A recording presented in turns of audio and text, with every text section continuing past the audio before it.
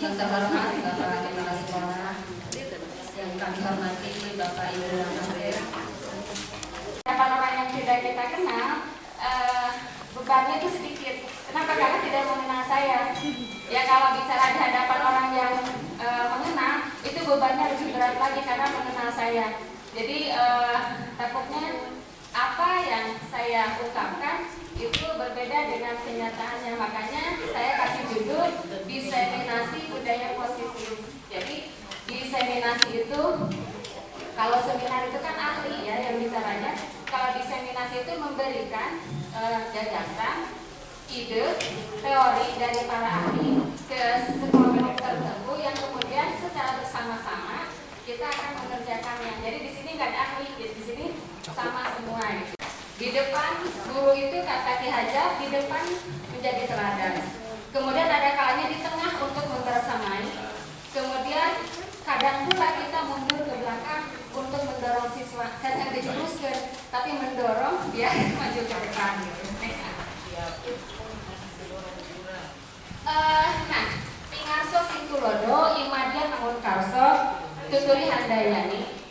Ki Hajar Dewantara memposisikan guru seperti penuntun, yaitu menuntun tumbuh kembang peserta didik sesuai dengan kodratnya untuk mencapai kemuliaan itu, yaitu kesempurnaan budi pekerti.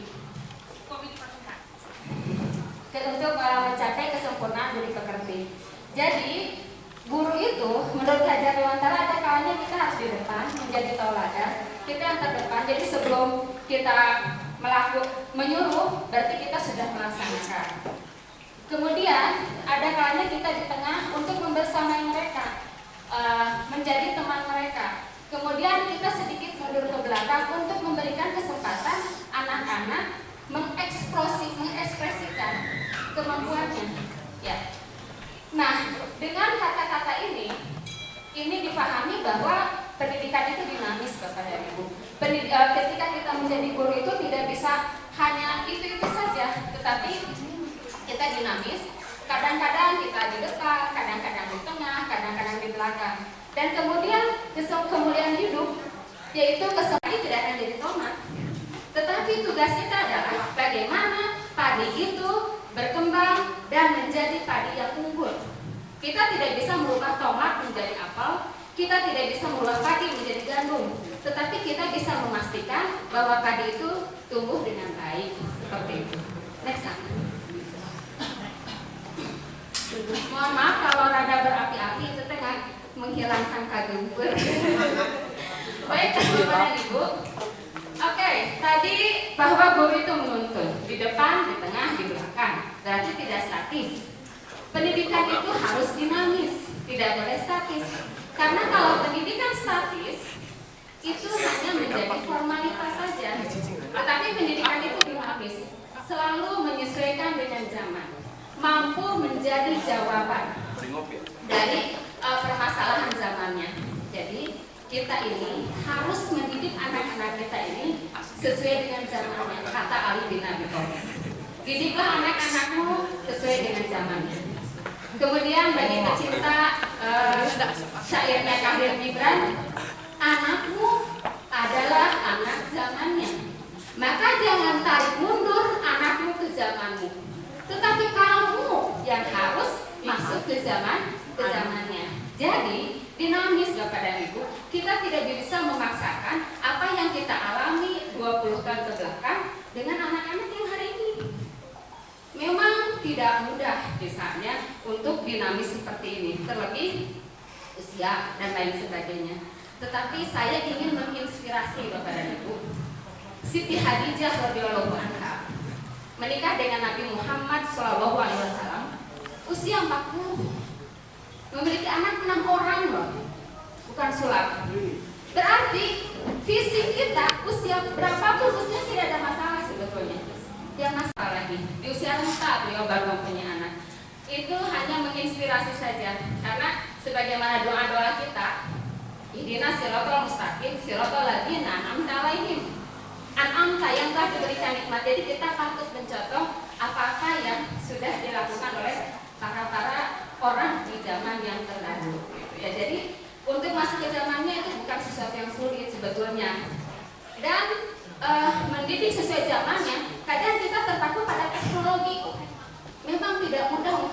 menguasai teknologi. Tetapi teknologi itu bukan satu-satunya. Teknologi hanya membantu kita. Ingat, beberapa tahun kebelakang tidak hadir dalam diri siswa untuk membentuk karakter. Padahal sewaktu itu kita tahu Zoom, tahu Google Meet, semua belajar teknologi. Tapi ternyata teknologi tidak bisa membantu karena tidak ada guru-guru di sana. Jadi masuk ke zamannya bukan berarti hanya tentang teknologi, tetapi bagaimana kita bisa masuk ke dalam diri anak. Tetapi bagaimana kita bisa mengetahui permasalahan anak. Ini yang nanti akan dibahas next time. Nah, Bapak dan Ibu, kemudian tadi di judul budaya positif. Apa itu budaya positif? Saya rasa tidak perlu kita mendefinisikan. Kita lihat saja dari bagaimana budaya positif berproses. Budaya positif berproses dari mulai nilai-nilai kebajikan universal. Nilai-nilai kebaikan banyak sekali di dunia ini tentang nilai-nilai kebaikan. Ambil dari nilai-nilai yang ada dalam agama. Ketuhanan yang bertakwa kepada Tuhan yang Maha Esa jelas, berakhlak mulia. Hablum minanas, hablum minallah, gitu kan? Maka pasti aku ciptakan manusia itu umat wahidah dan umat yang satu. Tetapi kata Allah, mereka akan tetap berselisih kecuali mereka yang dirahmati oleh Allah. Jadi jika anak memiliki nilai ketakwaan, berakhlak mulia, dia akan mampu berpandangan berkebinekaan global. Kemudian mampu bergotong royong, kemudian mampu untuk mandiri, kemudian mampu untuk kreatif, dan terakhir mampu untuk bernalar kritis. Karena nalar kritis tanpa dasar-dasar yang 5 itu akan musfra, akan percuma. Ya. Nah, kemudian nilai-nilai itu menjadi kebiasaan positif. Kebiasaan positif, disiplin positif. Ini ada disiplin positif. Nanti di slide selanjutnya akan kita bahas. Dan terbentuklah budaya positif. Jadi ini bagaimana budaya positif berproses. Silakan next. Jalan kaki. Ya. Ini yang akan dibahas banyak ya Bapak dan Ibu. Kami diberi kesempatan 5 hari untuk membahas ini, mendiskusikan, dan saya ditugaskan dalam LSS untuk menyampaikan pembuka tadi kelas ini dalam kurun waktu maksimal 1 jam. Jadi ini akan kita bahas, kita next aja. Ya. Materi ke-1 disiplin dan nilai-nilai kebajikan universal, silakan di next lagi. Nah, tujuan disiplin positif adalah menanamkan motivasi untuk menjadi orang yang mereka inginkan dan menghargai diri sendiri dengan nilai-nilai yang mereka percaya. Akan tetapi berperilaku baik dan berlandaskan nilai-nilai kebajikan karena mereka ingin menjadi orang yang menjunjung tinggi. Jadi artinya dalam disiplin positif menurut Ki Hajar Dewantara, di mana ada kemerdekaan, disitulah harus ada disiplin. Disiplin yang kuat. Sesungguhnya disiplin itu bersifat self disiplin, yaitu kita sendiri yang mewajibkan diri kita dengan sekeras-kerasnya. Tetapi itu sama saja. Jikalau tidak cakap melakukan self disiplin, wajiblah, gitu. Maksudnya wajiblah penguasa lain mendisiplinkan kita. Dan peraturan itulah harus ada di dalam suasana yang merdeka. Oke, kita lanjut saja dulu. Silakan, Ak. Nah, dan apa itu merdeka? Menurut Ki Hajar Dewantara, Pak Haji maaf jika salah mengetik ya. Merdeka itu artinya tidak hanya terlepas dari perintah, akan tetapi juga cakap buat memerintah diri sendiri. Artinya seseorang bisa disiplin secara positif tanpa imbalan, tanpa ada tanpa ada stimulus respon. Jadi bukan karena takut, bukan karena ingin hadiah. Itu jika jiwanya merdeka. Merdeka itu seperti apa? Mampu memerintah diri sendiri. Saya tahu apa yang saya lakukan, saya tahu apa yang harus saya kerjakan, bukan atas perintah orang lain. Itulah yang harus kita tanamkan terhadap kita juga anak-anak didik kita. Ini menurut Ki Hajar Dewantara. Ya, silakan next. Nilai-nilai kebajikan universal menurut William Glasser. Nilai-nilai kebajikan adalah sifat-sifat positif manusia yang merupakan tujuan mulia yang ingin dicapai setiap individu. Jadi nilai-nilai kebajikan itu ya tadi yang 6 nilai yang kita sepakati bersama itu sudah ada dalam dirinya sendiri. sudah menjadi kebiasaan sehingga akan menjadi sebuah kedisiplinan. Kita oleh kurikulum merdeka yang dikehendaki oleh Bapak Pendidikan Ki Hajar Dewantara. Silakan di next. Nah, Bapak dan Ibu, ketika seseorang menurut Diane Gossen, ketika seseorang melakukan sesuatu ada 3 motivasi. Pertama, untuk menghindari ketidaknyamanan atau hukuman. Saya datang tepat waktu karena misalnya malu dengan Bapak Kepala Sekolah. Kemudian untuk mendapatkan imbalan atau penghargaan dari orang lain. Saya lihat guru teladan, saya datang tepat waktu, pulang paling awal, pergi paling akhir gitu. Kemudian yang ketiga, untuk menjadi orang yang mereka inginkan dan menghargai diri sendiri dengan nilai-nilai yang mereka percaya. Jadi dia melakukan itu karena inilah saya, inilah nilai-nilai yang saya pakai. Jadi anak ketika datang ke sini belajar karena inilah saya. Jadi tergambar hasil didikan orang tuanya untuk menghargai diri sendiri dengan nilai-nilai yang mereka percaya. Ini Restructuring School Discipline, ini judul buku dari psikolog Diane Gossen tersebut. Ya, silahkan next. Ya. Kemudian ini kita bicara hukuman atau kita sebut punishment. Ada hukuman, ada konsekuensi. Ya. Ada hukuman, ada konsekuensi. Jadi, Bapak dan Ibu, ketika kita melihat anak kita salah, ada kalanya kita memberi hukuman, tapi ada kalanya kita memberikan konsekuensi. Tapi kadang kita menyamaratakan apakah konsekuensi dan hukuman ini sama atau berbeda. Ya, kita lihat definisinya. Hukuman bersifat tidak terencana, tiba-tiba bersifat satu arah, kadang misalkan berupa fisik. Jadi ketika ada anak yang tidak mengerjakan PPKN, tugas PPKN, saya suruh keliling lapangan 3 keliling, itu katanya hukuman. Kemudian ada konsekuensi, sudah terencana, sudah disepakati, diberikan berdasarkan sesuatu data yang umumnya dapat diukur, murid dibuat tidak nyaman dalam kurun waktu tertentu, guru memonitor murid. Jadi kalau konsekuensi, jadi apa sih sanksinya ini, hukumannya ini sudah diketahui anak. Jadi anak tahu kalau saya melakukan ini loh konsekuensinya, gitu kan, kita sering ngomong seperti itu ya. Nanti Bapak dan Ibu ada selebaran kasus dan apakah kasus tersebut, tindakan tersebut masuk hukuman atau konsekuensi, seperti itu. Bisa kita next dulu atau latihan dulu? Karena dengan adanya riuh biasanya ya, ada anak yang bagus, terus-terusan dia mendapatkan penghargaan. Kemudian ada anak yang dia tidak bisa untuk melakukan seperti itu. Maka syukur-syukur kalau dia cuek. Tapi yang ditakutkan adalah menjadi antipati terhadap siswa tersebut. Akhirnya kadang anak yang berprestasi dibully di kelas. Ini karena dia terlalu banyak mendapatkan reward. Kemudian yang kedua, kalau reward misalnya berupa uang, nominal uang itu berbeda-beda harganya. Bagi saya 10.000 berarti. Bagi Bu Nur yang tagihannya itu tiap hari ada yang setor 1 juta tidak berarti. Jadi ketika reward 10.000 yang diberikan Bapak Kepala Sekolah, saya akan senang untuk mendapatkan. Tapi Bu Nur cuek aja karena nominal nilai value dari penghargaan tersebut akan berbeda. Ya, jadi dan kemudian sekali 10.000, 2 kali 10.000, lama-lama saya terbiasa. Akhirnya hilang lagi motivasi saya untuk melakukan disiplin. Kenapa? Karena itu tadi stimulus respon.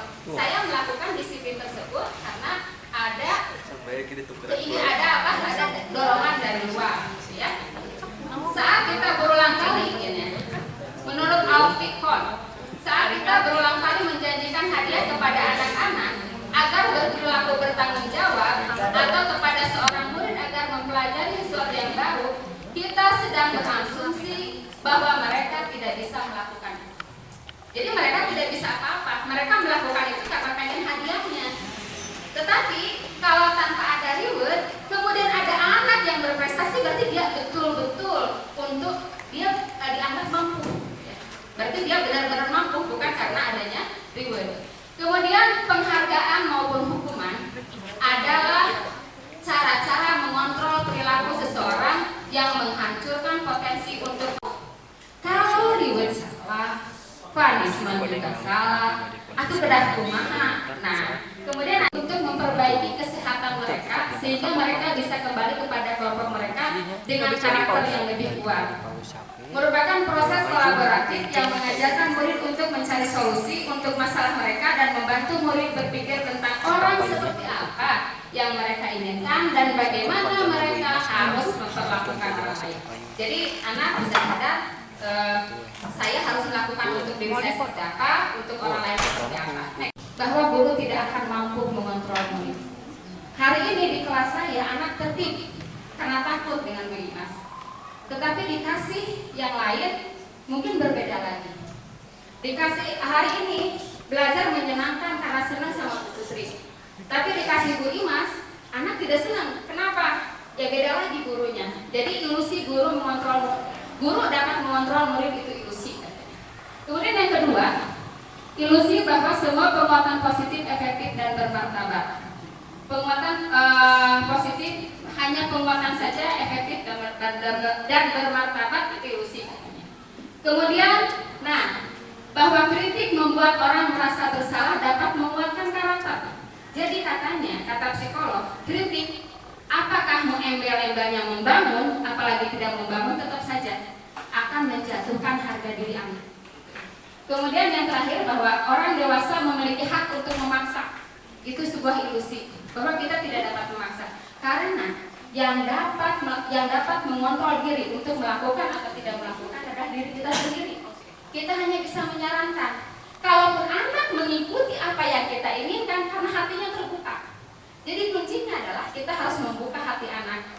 Bagaimana cara membuka hati anak? Kita harus mengetahui permasalahan mereka, kita harus mengetahui kebutuhan mereka, dan ada 5 kebutuhan dasar manusia yang patut kita ketahui. Ini bisa diterapkan untuk anak didik kita maupun anak kita sendiri di rumah.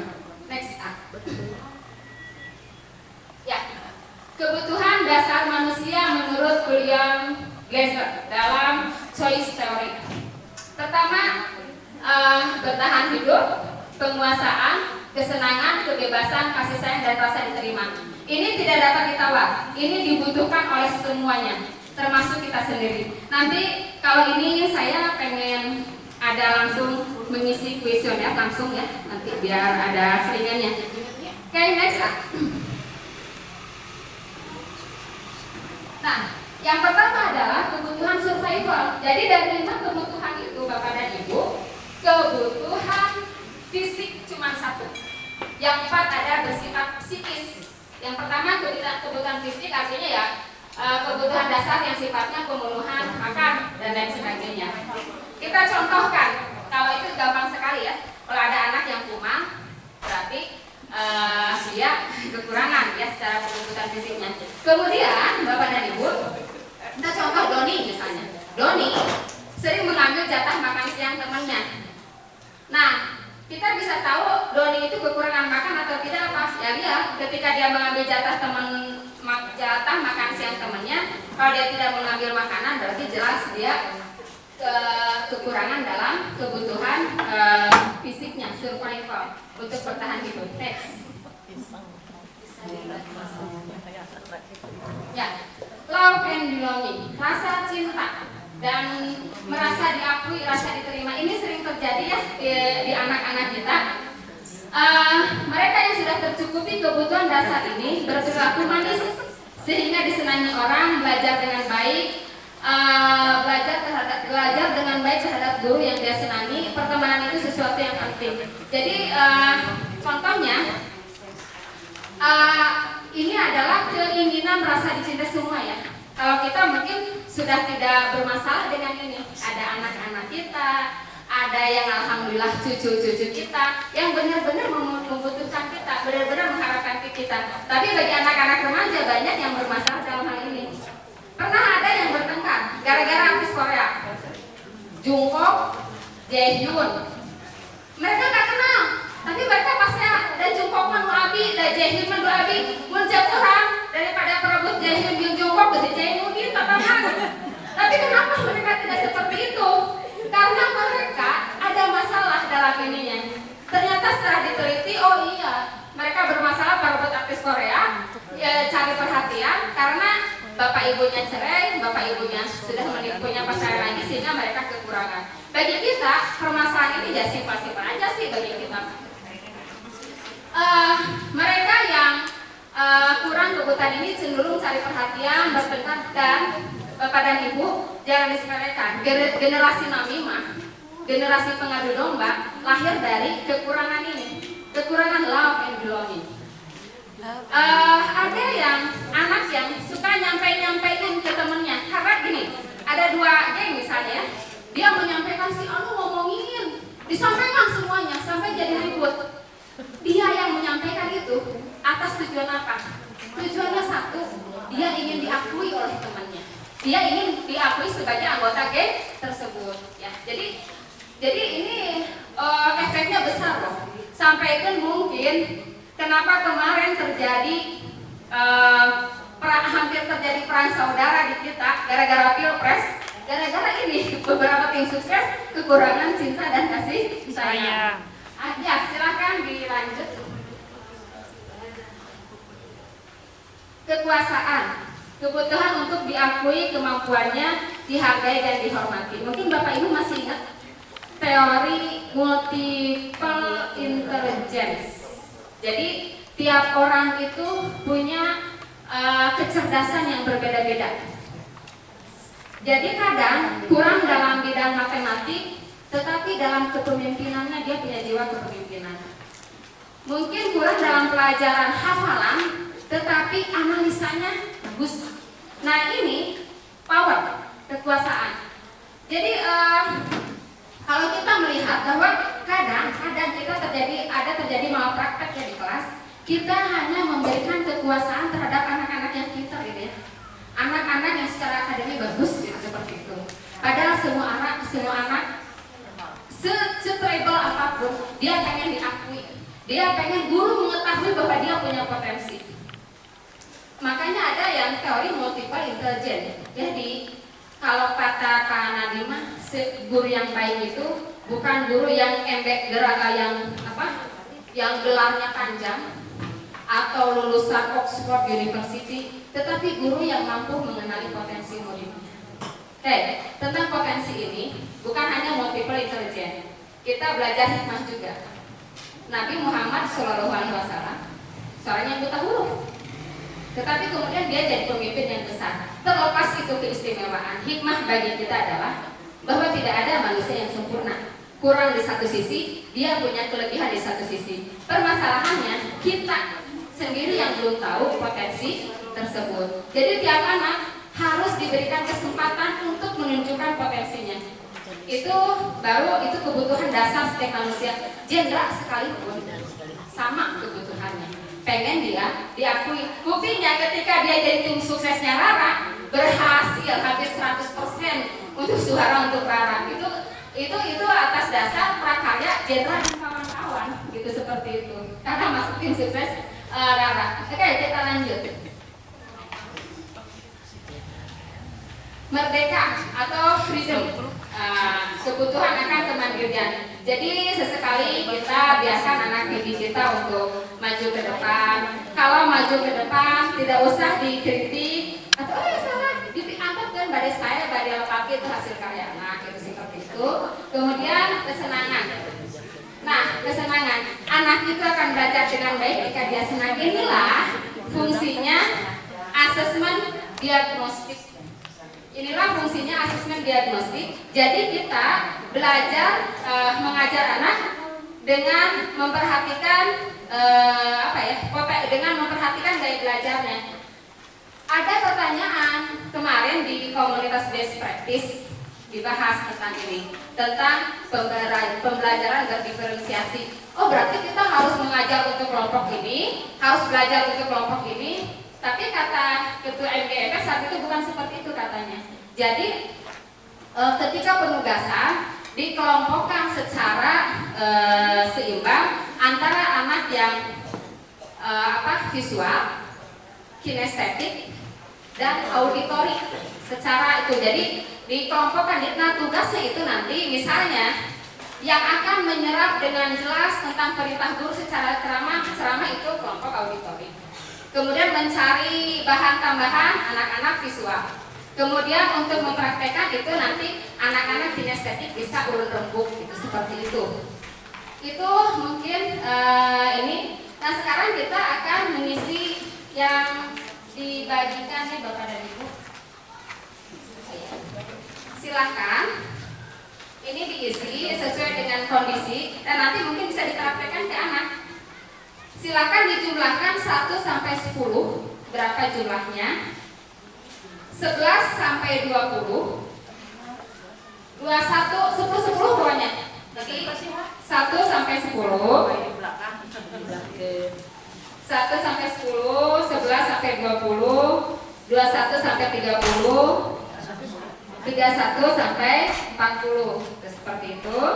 Nah, silahkan Bapak Ibu jumlahkan per 10, jangan semua, per 10. 1 10 berapa jumlahnya? Ntar saya cari rumusnya dulu.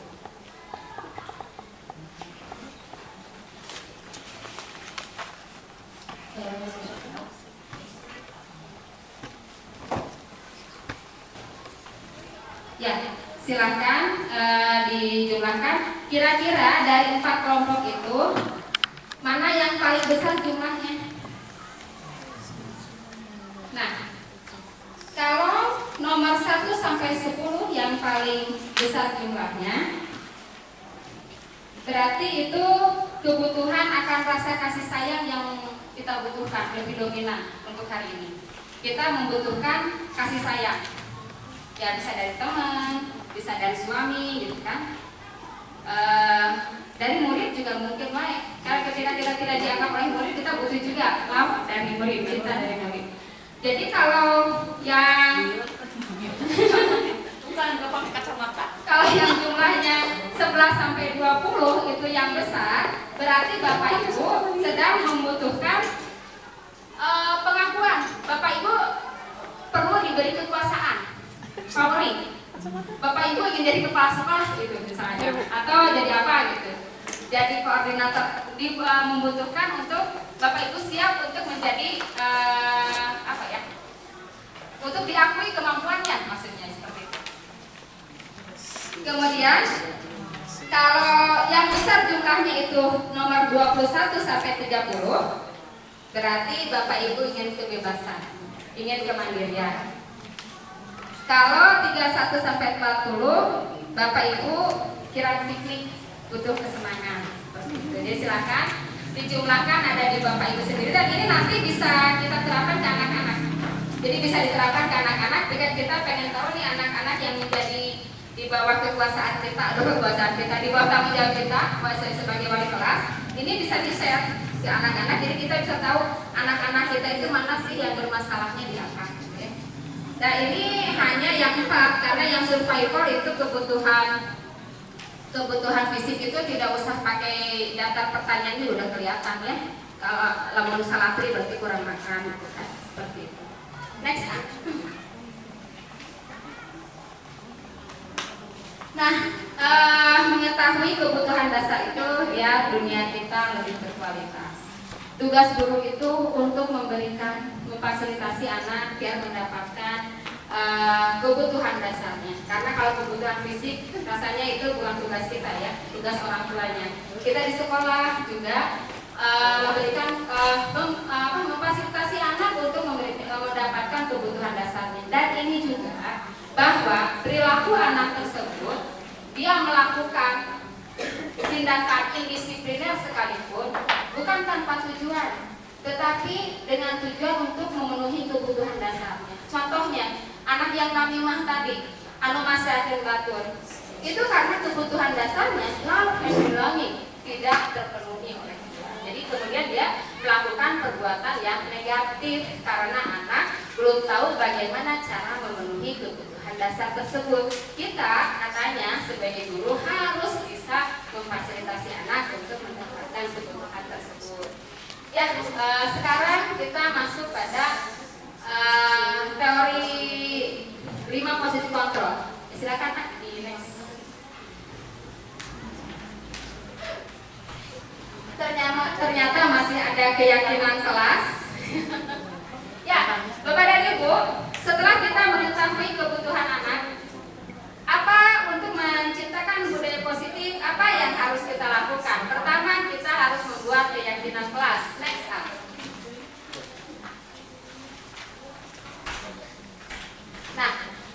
keyakinan kelas, jadi semua guru bisa membuat keyakinan kelas yang sifatnya hanya untuk mata pelajaran tertentu atau sebagai wali kelas bisa lebih luas untuk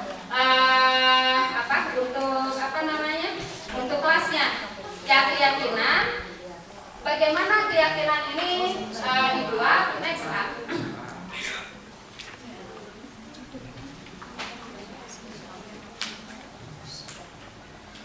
Dan kemudian keyakinan kelas ini dapat ditinjau kembali di lain waktu, jadi tidak tidak rigid, tidak kaku, tetapi fleksibel, bisa dirubah. Jadi kalau sudah tidak sesuai lagi, bisa dirubah lagi. Siapa yang membuat keyakinan kelas? Anak-anak dan guru yang membuat keyakinan kelas. Next up. Anak-anak dan guru membuat keyakinan kelas. Nah, kalau istilah manajemennya ini Pak ya, brainstorming, mencurahkan pendapat, mencurahkan isi kepala. Jadi anak-anak diajak untuk mencurahkan apa saja sih yang mereka inginkan biar kelas tertib. Curah pendapat, brainstorming. Maaf, ya Bu ya, Ibu yang kalau dalam manajemen itu ada brainstorming. Murid bercurah pendapat, kemudian mencatatnya di kelas berwarna. Ini yang sudah saya lakukan di kelas 7A. Seperti ini, hal-hal yang kemudian disusun dan ditempel di tempat yang mudah dilihat. Semua pendapat yang sudah disusun ditinjau ulang dan disusun kembali agar lebih sederhana. Ini tujuannya sebetulnya ini sudah kita lakukan ya, tapi mungkin judulnya membuat tata tertib kelas, atau biasanya hanya yang berpendapat hanya siswa itu juga. Dan dalam keyakinan kelas, keyakinannya itu semuanya membuat, semuanya menulis. Jadi yang bisa bicara maupun tidak bicara, yang berani maupun tidak berani itu membuat. Jadi kalau dulu kan hanya yang lebih terang karena paling bendaharana yang mengemukakan pendapatnya. Nah, dalam keyakinan kelas kita mengajak semua siswa untuk mencurahkan pendapatnya seperti itu. Nah, kemudian kalau kita sudah membuat keyakinan kelas, kita juga sudah memahami kondisi siswa anak kita itu kan butuhnya apa sih gitu ya. Kemudian lalu kita memposisikan diri kita seperti apa? Ada 5 posisi kontrol. Silahkan di next. Nah, ada 5 posisi kontrol. Yang pertama, apa kita sebagai pembubuh? Apakah kita sebagai pembuat rasa bersalah? Apakah kita sebagai teman? Apakah sebagai pemantau? Apakah sebagai manajer? Diharapkan setelah Bapak Ibu memahami ini, kita merefleksikan, kita muhasabah diri, mengevaluasi diri. Kita sudah seperti apa di hadapan anak-anak kita? Kalau kita sudah bermuhasabah diri, kita bisa mengetahui kenapa keinginan saya untuk mewujudkan anak didik yang soleh, berkarakter, cerdas itu belum terwujud. Kira-kira masalahnya apa? Nah, saya pikir untuk menjelaskannya langsung dari ahlinya. Silakan di next up. Di sini ada video yang menceritakan tentang posisi kontrol guru. Silakan.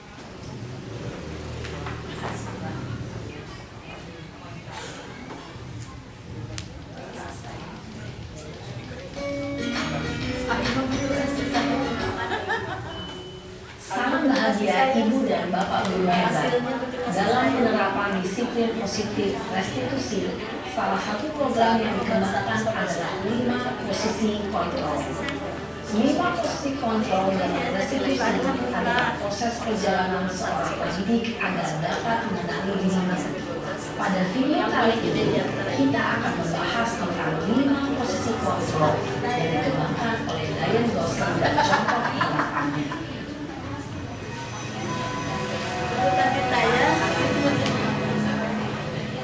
Semuanya berapa? 5 posisi kontrol adalah 1. Posisi pemukul. 2. Posisi pembuat merasa bersalah. 3. Posisi teman. 4. posisi pemantau atau monitor, dan 5 posisi manajer. Untuk lebih memahami kelima posisi tersebut, mari kita saksikan kasus Naren yang terlambat hadir 20 menit di sekolah dan melihat bagaimana kelima posisi kontrol dalam menghadapi masalah tersebut.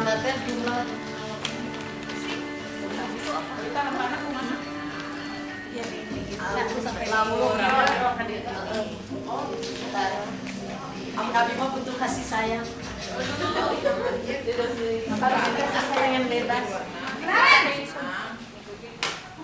Sini kamu. Selalu terlambat. Kamu deh, pasti terlambat. Maaf Bu, saya Apa? Apa coba? Alasan kamu apa lagi? Kapan sih kamu tidak terlambat? Malas sekali ya kamu jadi anak. Dasar pemalas. Udah kamu kapok sih kamu. Sudah berapa kali terlambat? Untuk Sana, pengakuan. kamu keliling lapangan basket 2 kali. Untuk pengakuan. kenapa saya basket Bu? Kenapa? Kamu melawan ibu. Berani-beraninya jawab. Sudah terlambat, masih berani jawab pula. Sekarang, keliling lapangan basket 5 kali sekalian. Biar kapok. Cepat. Besar mana Pergi yang sana lapangan basket. sama yang kalau besar yang Posisi penghukum biasanya berbicara dengan nada tinggi, menghadap, menunjuk-nunjuk, menyakiti, dan meninju. Hukuman bisa berupa fisik maupun psikis. Ibu dan bapak guru hebat. Dampak yang terjadi pada murid ketika guru berada pada posisi tertentu adalah murid cenderung akan memberontak, bahkan kesulitan dan diri.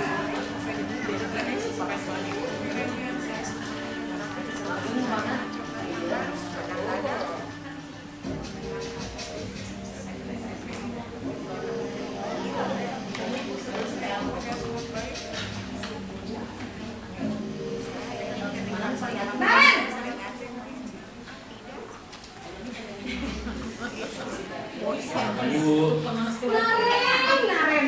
Kamu kenapa terlambat lagi, nak? Ya Tuhan, Naren. Kamu senang ya bikin ibu susah ya? Kalau kamu terlambat lagi, nanti ibu yang ditegur bapak kepala sekolah, nak. Maka ibu yang bisa membina kamu. Gimana ini? maaf Bu, Gusti Naren. Kamu suka ya kalau ibu ditegur bapak kepala sekolah? Terus, sekarang ibu harus tulis apa ini di buku absen? Ini kamu sudah sering terlambat loh. Ibu harus apa coba? maaf Bu, maaf sekali. Ya sudah, lain kali jangan bikin ibu susah lagi ya nak ya. Ibu tidak akan kuat lagi kalau kamu begini terus. Bisa jantungan kalau ibu ditegur bapak kepala sekolah. Sana cepat kelas. Maaf ya Bu, maaf sekali. Posisi membuat rasa bersalah berbicara dengan nada tenang, cenderung lembut. Namun kata-kata yang diutarakan membuat murid merasa menjadi orang yang gagal, memandang buruk dirinya sendiri, merasa tidak berharga, dan tidak sanggup membahagiakan orang lain. Ketika guru mengambil posisi pembuat rasa bersalah, murid akan menganggap dirinya yang bersalah dan ia akan menyimpan emosi negatif tersebut di dalam dirinya.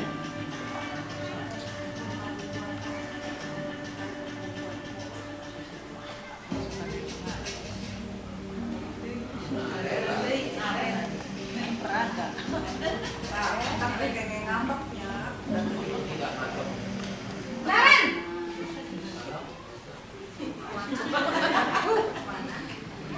Selamat pagi Bu. Wah, sudah jam berapa ini nak? Terlambat lagi ya sayang. Iya Bu, habis ibu saya lupa bangunkan saya Bu. Kamu malah menyalahkan ibu kamu. Kamu bukannya anak yang larinya paling kenceng. Kok terlambat sih? Iya Bu, Saya memang terlambat bangun tadi. Jadi biarpun saya lari kencang, tetap gak kekejar, Bu.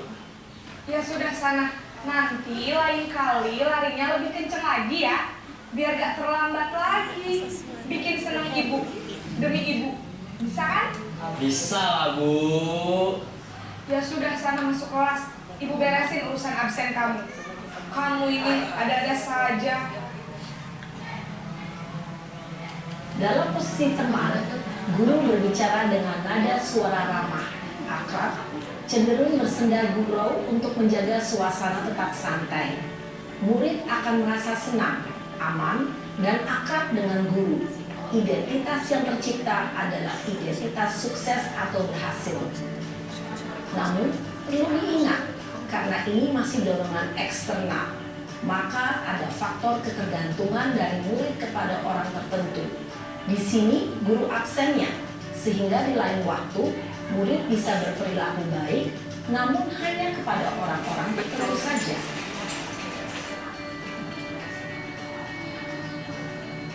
Mantap. Mari.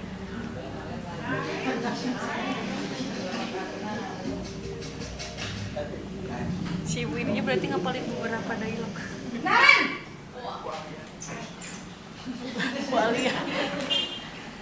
Selamat pagi, Bu.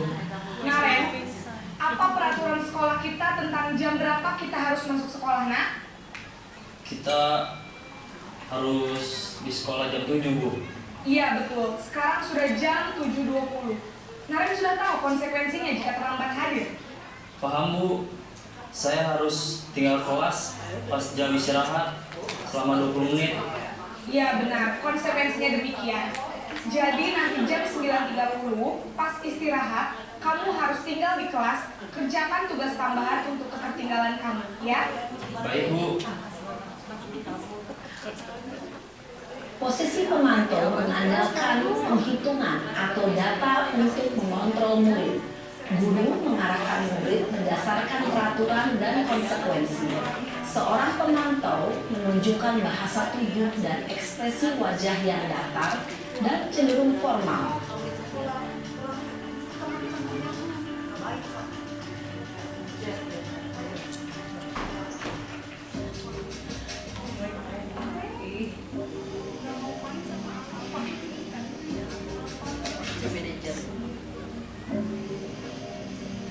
Naren!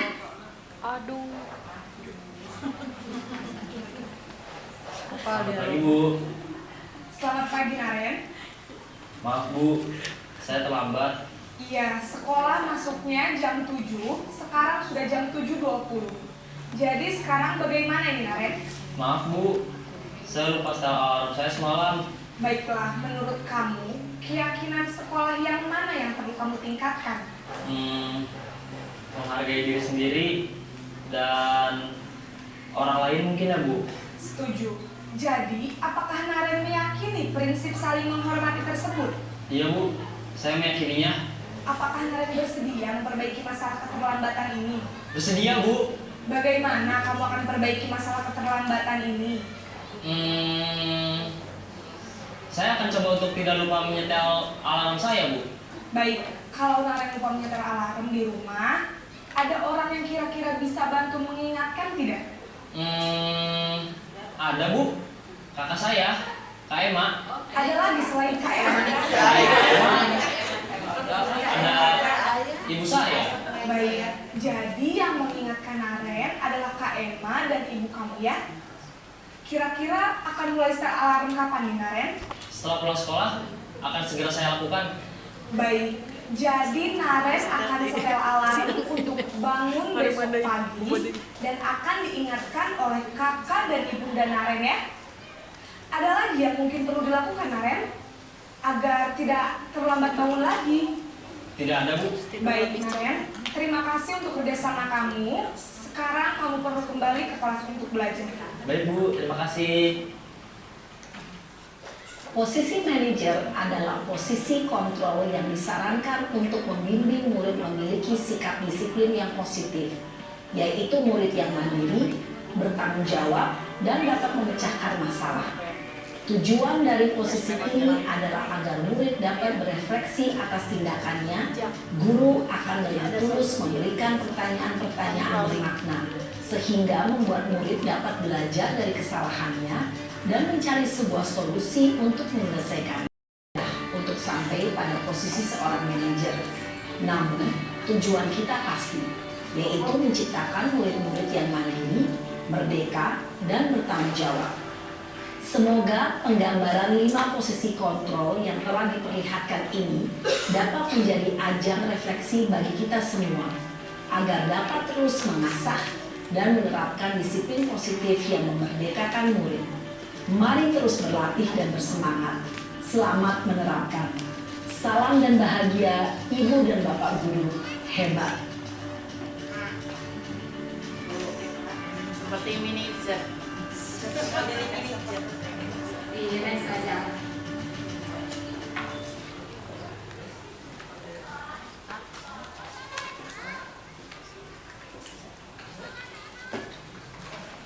Ya, Bapak dan Ibu, video yang cukup panjang dan mudah-mudahan bisa mengevaluasi kita semua di sini, bisa mengevaluasi diri dan juga tahu apa yang harus kita lakukan ke depan.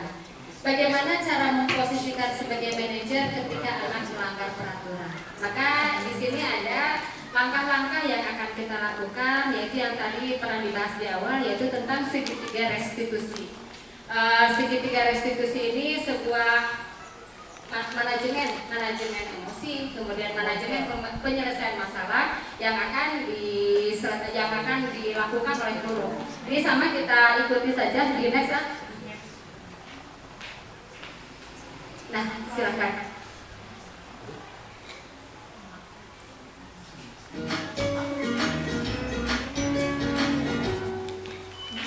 Salam dan bahagia Ibu dan Bapak Guru hebat. Pada video kali ini kita akan membahas tentang salah satu program disiplin positif yang diterapkan di lingkungan sekolah yang dikenal dengan nama restitusi.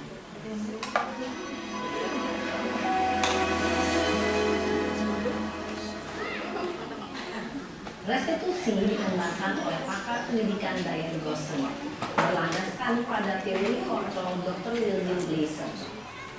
Segitiga restitusi adalah suatu proses dialog yang dijalankan oleh guru atau orang tua agar dapat menghasilkan murid yang mandiri dan bertanggung jawab.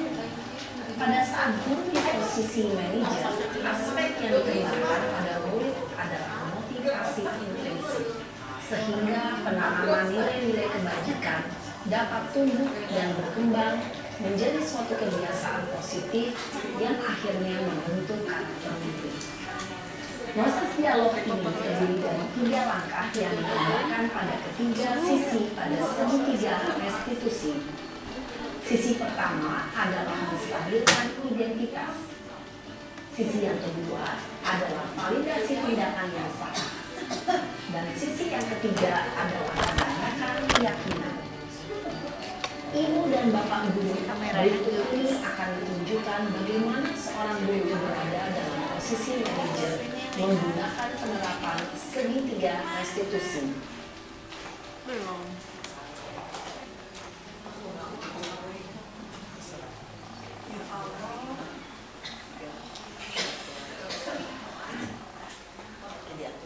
Siang Sarah. Sudah lama nggak ketemu Sarah. Kenapa hari ini ada di sini? Kesel Pak, kesel banget. Masa aku dikatain tukang fitnah Pak? Ya aku marah lah. Aku dari katain Eka di depan kelas. Kesel banget. Oh begitu. Ya pasti kamu marah dan kesal. Bapak juga akan marah apabila ada yang menuduh Bapak seperti itu. Kemudian pada saat itu kamu mau melakukan apa? Ya saya langsung ngatain Eka lah Pak. Kesel banget. Saya bentak-bentak dia di depan teman-teman lain. Oh begitu. Pasti kamu melakukan seperti itu karena suatu alasan tertentu kan? Iyalah, masa saya diam saja Pak?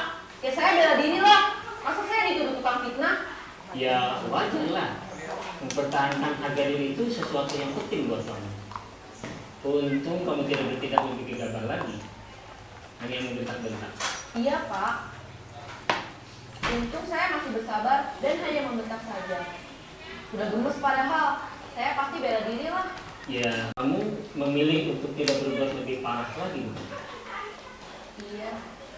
Nah, sekarang coba kita lihat lagi tindakan kamu yang bentak-bentak Eka di kelas. Tindakan kamu itu kira-kira sesuai dengan keyakinan kelas atau prinsip kamu tidak? Enggak lah Pak, capek Pak jadi pemarah. Jadi keyakinan atau prinsip mana yang kurang sesuai dengan keinginan kamu? Ya, saya sebenarnya sangat menghargai orang lain. Mungkin saat itu saya menjadi emosi, jadi tidak menunjukkan sikap itu. Kamu meyakini tidak? Menghargai orang lain itu penting buat kamu. Yakinlah Pak. Iya, setuju. Kita harus saling menghargai. Namun ada juga keyakinan yang kita sepakati yang perlu kita jalankan apabila kita sedang marah, bukan? Ya, saya bisa lebih proaktif, mulai dengan diri sendiri. Saya bisa jadi lebih bersabar, mengambil waktu jeda untuk berpikir mau apa selanjutnya. Kira-kira kamu bersedia memperbaiki masalah ini tidak? Bersedia Pak. Kalau kamu memperbaiki masalah ini, kamu akan menjadi orang seperti apa? Saya akan menjadi orang yang bertanggung jawab kali ya Pak. Dan senantiasa proaktif. Iya, menurut kamu bagaimana rasanya menjadi orang seperti itu? Ya nyaman lah, bangga bisa bersabar dan menahan diri. Baiklah kalau begitu. Yuk kita pikirkan bagaimana memperbaiki masalah ini.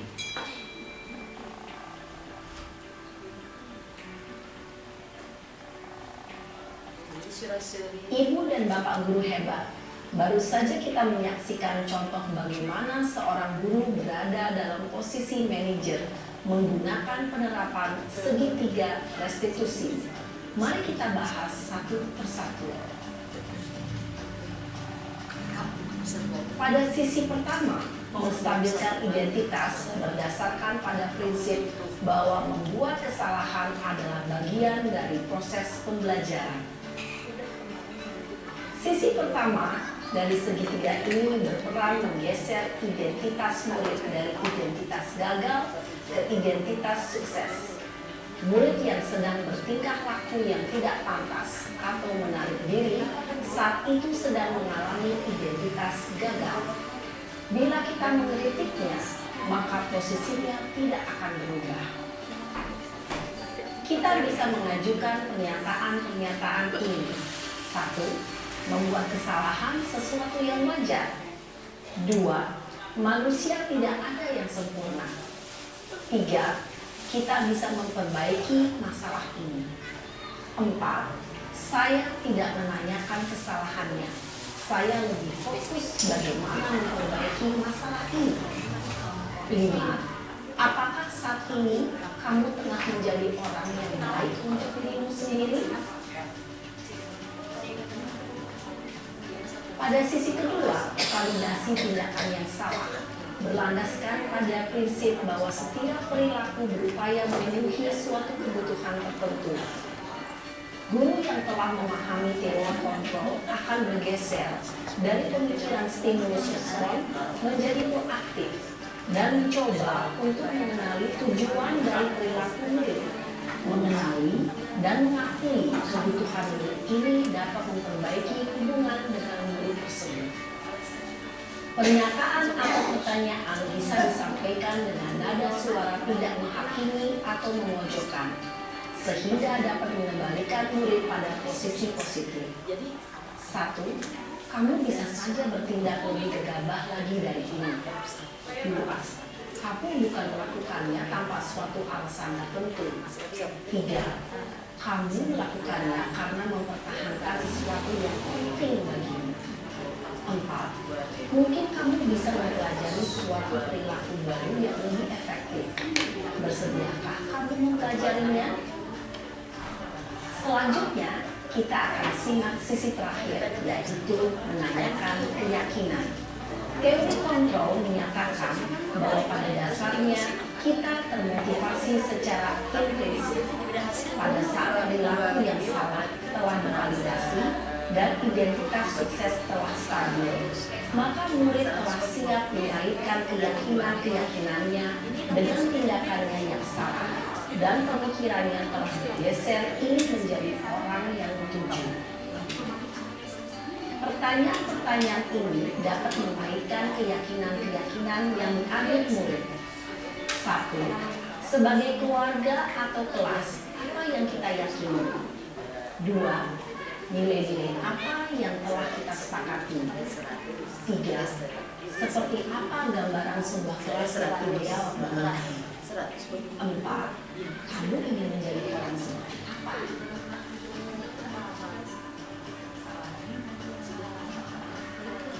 Dalam menerapkan segitiga restitusi, perlu diperhatikan beberapa hal, yaitu 1. Perilaku yang salah perlu dikaitkan dengan nilai-nilai atau keyakinan-keyakinan yang telah disepakati atau dituju. 2. Kesediaan orang yang melakukan kesalahan untuk memperbaiki masalah. 3.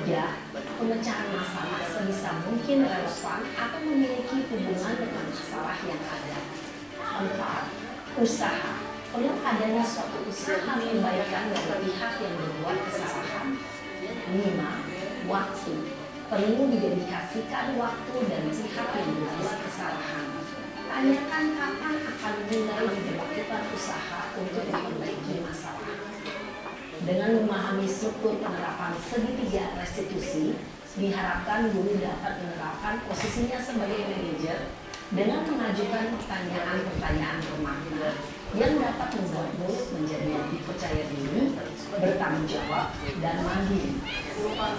Nah, Ibu Bapak Guru perlu tidak mengikuti ketiga tahapan dalam segitiga restitusi bergantung pada ringan beratnya suatu permasalahan. Misalnya, bila permasalahan tersebut ringan, maka tidak perlu dijalankan secara berurutan. Bahkan bisa semudah menanyakan apa keyakinan yang kita sepakati. Dengan menjalankan segitiga restitusi, dengan mengajukan pertanyaan-pertanyaan bermakna, diharapkan murid menjadi lebih kuat secara pribadi, dapat membuka wawasan murid agar dapat menyelesaikan permasalahannya sendiri, semakin percaya diri, mandiri, dan merdeka. Salam dan bahagia, Ibu Bapak Guru hebat.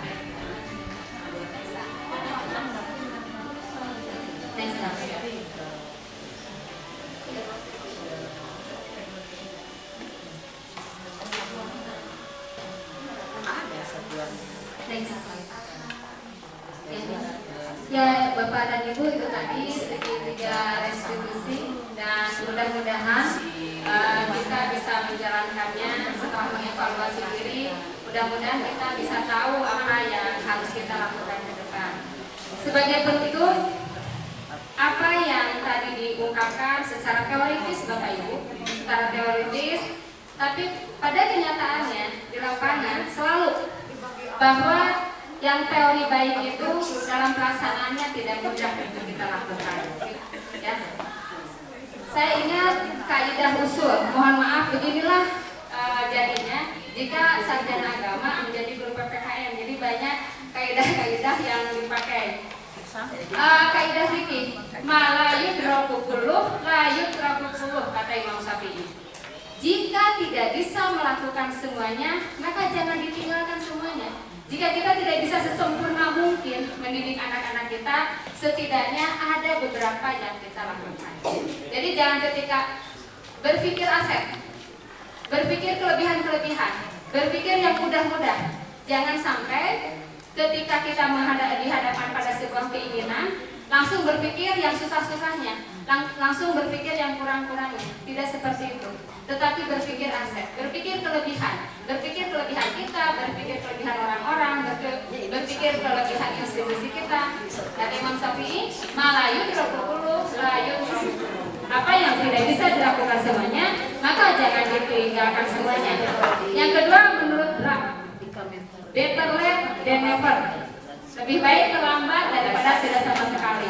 Wah, telat aku udah gini-gini. Tidak, lebih baik terlambat daripada tidak sama sekali. Kemudian kata Hari Firmansyah, seorang motivator, high class response untuk kehidupan yang berkualitas. Jadi kita sebagai guru harus memberikan high class response. high class response itu seperti apa? Ya, memposisikan diri sebagai manusia. Baik, Bapak dan Ibu, itu yang ingin disampaikan, bukan disampaikan, ingin apa ya? Ingin saya laksanakan, ingin di-sharingkan. Mohon maaf, sanes mapatahan mojai kamari dan bisa juga kamari gitu ya. Pertama, yang kedua, mohon maaf jika saya seakan-akan menggurui. Tidak ada niatan seperti itu. Walaupun ketika saya tidak menggurui, berarti saya tidak bekerja karena profesi saya adalah guru. Jadi mohon maaf jika kesannya menggurui, mohon maaf jika kesannya seperti nggak ada niatan seperti itu. Kalaupun intonasi bicara saya seperti ini, hanya menghilangkan kenervesan dalam diri saya. Bayangin harus bicara di depan Bapak Ibu semua. Yang ketiga, sekali lagi saya ucapkan terima kasih untuk Bapak Kepala Sekolah, Bapak Ibu Wakil Kepala Sekolah, terlebih untuk ibu-ibu semua. Kehadiran Bapak dan Ibu sungguh berarti bagi saya.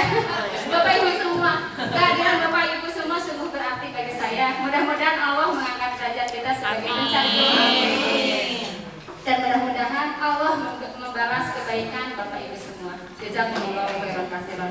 Billahi taufiq wal hidayah. Wassalamualaikum warahmatullahi wabarakatuh. Aplaus ibu masih ternyata beda ini peserta pelatihan. Ibu kemarin waktu diseminasi budaya positif hadir, Bu? Hadir. Iya. Bagaimana kesan dan pesannya? Kesan dan pesannya, alhamdulillah setelah mendapatkan materi dari Bu Dimas, sangat bertambah wawasan ya. Jadi bisa dapat inspirasi untuk bisa diterapkan di kelas pada saat mengajar. Jadi materi yang disampaikan juga sangat menarik, sangat mudah dipahami, menyenangkan pokoknya. Jadi kemarin yang disampaikan penyampaiannya udah cukup bisa dipahami gitu? Sangat maksudnya? Bisa dipahami karena intonasi penyampaiannya sangat jelas. Ya intinya apa yang diterangkan oleh Bu Dimas sangat menarik dan mudah dipahami. Kira-kira nih melihat kondisi sekolah, apa yang tentang budaya positif ya, membangun budaya positif, kira-kira bisa diterapkan nggak Bu di sini? Bisa diterapkan. Kalau memang akan diterapkan, kira-kira ada kendala nggak Bu? Kalau kendala sih pasti ada ya, karena siswa di sini berasal dari berbagai keluarga yang kelas ekonomi ataupun kondisi sosialnya berbeda-beda, sehingga dalam penerapan diseminasi yang kemarin tentu sedikit ada kesulitan, misalnya dalam penggunaan teknologi, karena di sini masih banyak siswa yang belum punya HP, itu salah satunya mak kendala pasti ada ya, tapi mudah-mudahan jadi tantangan ya Bu ya buat kita. Terakhir Bu, tergerak untuk ikutan guru penggerak? Insya Allah tergerak. Iya. Kalau melihat hasil karya kemarin ya, aksi nyata Bu Imas itu sangat luar biasa. Seperti calon seorang pengawas, apa yang disampaikannya luar biasa mantap. Iya, amin. Makasih ya Bu ya. Oke, sama. Ya, bismillah. Ibu kemarin waktu diseminasi budaya positif hadir kah? Alhamdulillah saya mengikuti dan hadir. Gimana kesan dan pesannya? Kesan dan pesannya alhamdulillah selama saya mengikuti kemarin, saya juga mendapatkan begitu banyak manfaatnya. Pertama, saya mendapatkan ilmu baru bahwa ternyata kita bisa mendapatkan 5 kebutuhan. Kita dapat memahami 5 kebutuhan dasar manusia seperti power, tahan hidup, cinta dan penerimaan, kebebasan dan kesenangan. Iya. Kemarin waktu Ibu mengikuti diseminasi budaya positif, bagaimana pematerinya? Apakah cukup jelas untuk menjelaskan atau bagaimana Bu? Alhamdulillah pematerinya aktif, ada tanya jawab, terus selain tanya jawab juga ada angket yang diberikan oleh teman saya. Kemarin Ibu kira-kira dari hasil angket itu kebutuhan apa yang harus dipenuhi? Kebutuhan kasih sayang. Oke, kemarin kan dijelaskan tentang budaya positif ya, menciptakan budaya positif. Kira-kira itu bisa dilaksanakan nggak? Mudah nggak untuk melaksanakan di sekolah kita? Kemarin sangat jelas ya pemateri menyampaikan materinya berupa video dan langsung contohnya juga. Jadi menurut saya cukup jelas. Cukup jelas. Bisa dilaksanakan di sekolah kita, Bu? Insya Allah bisa dilaksanakan. Bisa ya. Pada anak-anak. Kira-kira tantangan terbesar untuk melaksanakan itu apa? Tantangan terbesar mungkin hanya ada bagaimana timbal baliknya dari anaknya saja. Iya ya, respon anaknya ya. Respon anaknya. Terakhir, setelah mengikuti beberapa rangkaian ya, kira-kira tergerak nggak untuk ikutan guru penggerak? Setelah melihat rekan saya kemarin memaparkan begitu banyak materi dan banyak manfaatnya, ada beberapa materi yang sebelumnya mungkin kita belum tahu, tapi setelah rekan saya menyampaikan dan menjabarkan, saya sangat tertarik untuk mengikuti menjadi salah satu guru penggerak. Ya, terima kasih. Sama-sama.